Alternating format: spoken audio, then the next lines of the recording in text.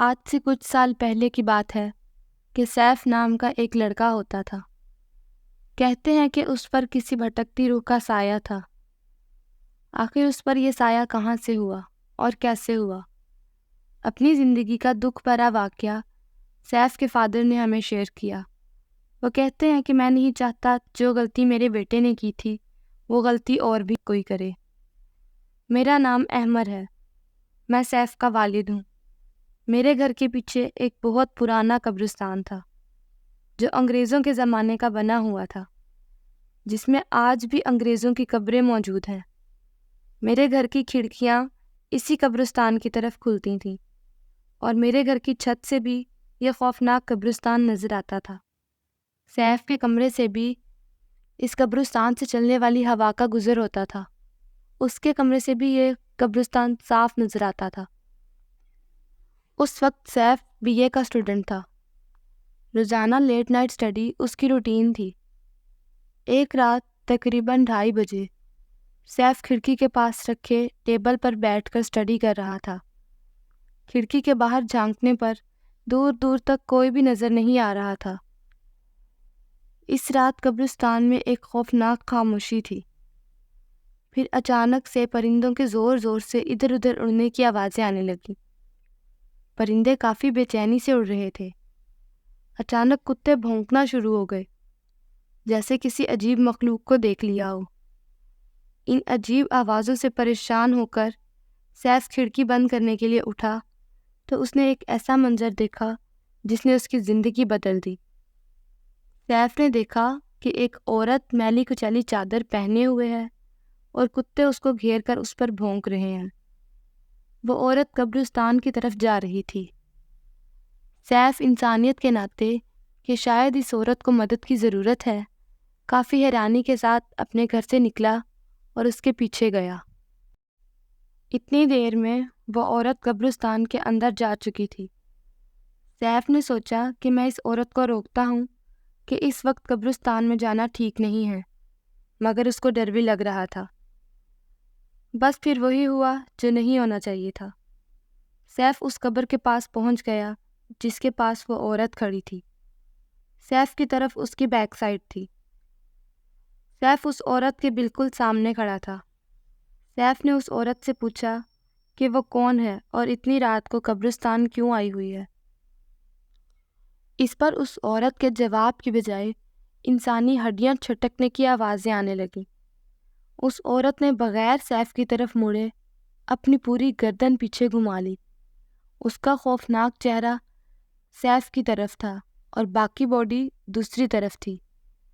Safe یہ دیکھ کر اپنی سینسز کھو بیٹھا اور پاگلوں کی طرح وہاں سے بھاگنے لگا۔ تیزی سے بھاگتے ہوئے وہ قبرستان کے گیٹ پر پہنچا ہی تھا کہ کسی پتھر سے ٹکرا کر وہ نیچے گر گیا۔ اس کے سر پر چوٹ لگنے سے وہ وہیں بے ہوش ہو گیا۔ جب مجھے صبح میرا بیٹا گھر میں نہ ملا تو میں اسے ڈھونڈنے پریشانی سے باہر نکلا تو قبرستان کے گیٹ پر وہ بے ہوش پڑا نظر آیا۔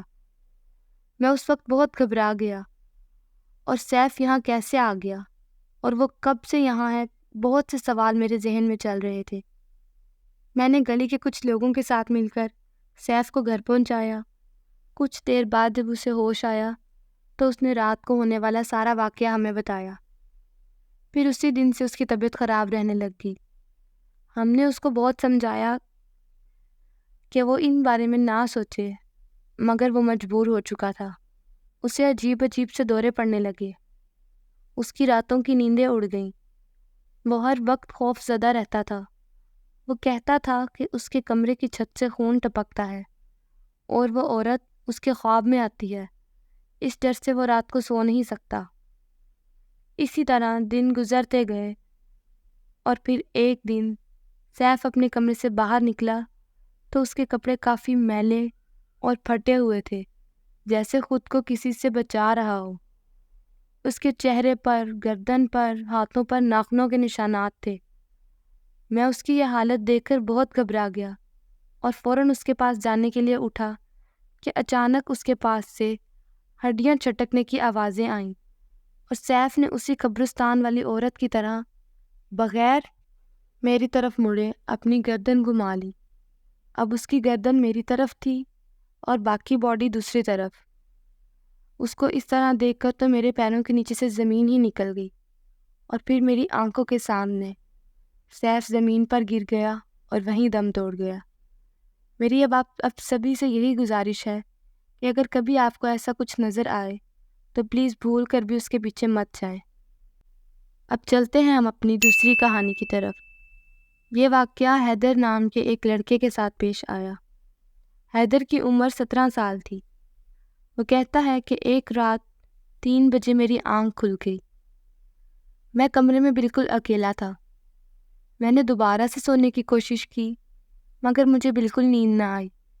میں اکتا کر ونڈو کے پاس جا کر بیٹھ گیا اور نیند آنے کا انتظار کرنے لگا۔ رات کے 3 بجے میں اپنے کمرے کی ونڈو سے سنسان اسٹریٹ کو گھور رہا تھا۔ میری نیند اس وقت تک بالکل اڑ چکی تھی کہ اتنے میں اچانک ایک زوردار چیخ کی آواز آئی۔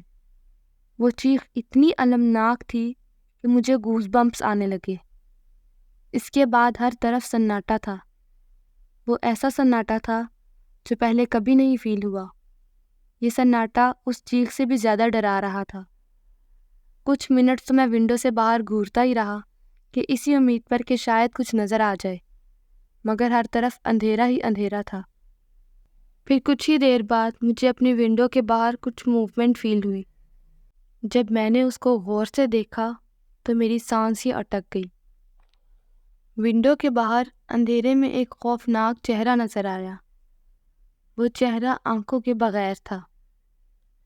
یہ ایک نہایت خوفناک مسکراہٹ کے ساتھ تھا جو میری ہی طرف گھور رہا تھا، جیسے وہ مجھے نگل ہی جائے گا۔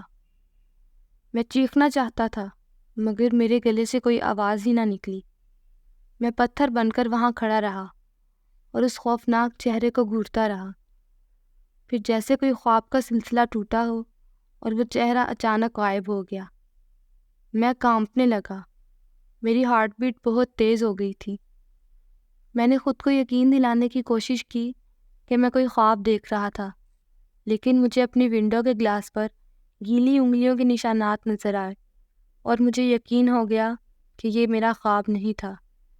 میں ڈر کر اپنے بلینکٹ میں چھپ گیا اور دعائیں کرنے لگا کہ کسی طرح بس میں سو جاؤں۔ کچھ ہی منٹ بعد مجھے اپنی ونڈو کے باہر اسکریچنگ کی آواز سنائی دی۔ آہستہ آہستہ آواز تیز ہوتی گئی، جیسے کوئی ونڈو گلاس پر اپنے پنجے رگڑ رہا ہو۔ میں نے بلینکٹ اپنی آنکھوں تک کر لیا اور خوف سے کانپنا شروع ہو گیا۔ اچانک اسکریچنگ بند ہو گئی۔ پھر ایسا لگنے لگا کہ کھڑکی آرام آرام سے توڑ رہا ہے کوئی۔ رات کی خوفناک خاموشی میں یہ آواز بہت واضح ہو رہی تھی۔ میں ہمت کر کے اٹھا اور کھڑکی کی طرف دیکھا تو وہ وہی خوفناک چہرہ تھا جو اندر آنے کی کوشش کر رہا تھا اور مجھے نہایت غصے سے گھور رہا تھا، جیسے میری وجہ سے وہ اندر نہیں آ سک رہا۔ اب تو میں نے فوراً سے شور مچا دیا اور امی ابو کو آوازیں دینا شروع کر دیں۔ 1 سے 1.5 منٹ میں امی ابو آ گئے اور وہ خوفناک چیز کھڑکی کے باہر سے ہی غائب ہو گئی۔ جب یہ سب امی ابو کو بتایا تو وہ کہنے لگے کہ تم کوئی ڈراؤنا خواب دیکھ رہے ہو، یہاں پر تو کوئی بھی نہیں ہے۔ اب نہ ہی وہ انگلیوں کے نشانات وہاں تھے اور نہ ہی کوئی خوفناک آواز تھی۔ امی ابو تو اس کو میرا خواب کہہ کر چلے گئے، مگر میں جانتا ہوں کہ یہ میرا خواب نہیں تھا، یہ ایک حقیقت تھی، یہ ایک بالکل سچ تھا۔